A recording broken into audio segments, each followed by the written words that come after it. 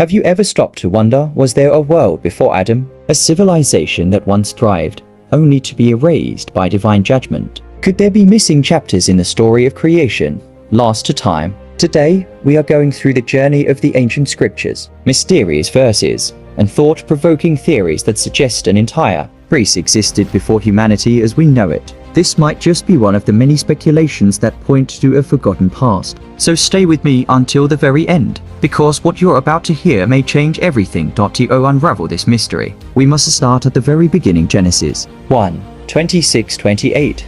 Then God said, "Let us make mankind in our image, in our likeness." So God created mankind in his own image. Male and female he created them, and he blessed them, saying, "Be fruitful and multiply, fill the earth and subdue it."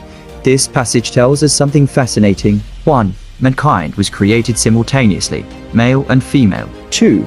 They were commanded to fill and subdue the earth, but just a chapter later, in Genesis 2-7, we see something different. Then the Lord God formed man from the dust of the ground, and breathed into his nostrils the breath of life. Many people believe that humans were created in Genesis, and here's where it gets even more interesting. The humans in Genesis 1 were told to multiply and fill the earth. Adam in Genesis 2 was placed in the Garden of Eden, not to fill the earth, but to tend the garden.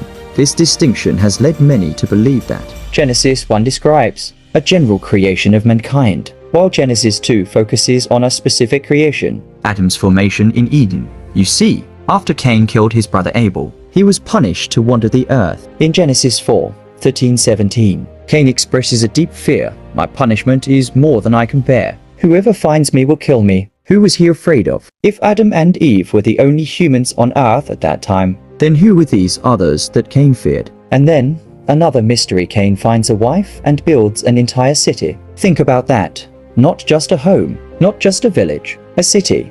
A city requires builders, workers, a population.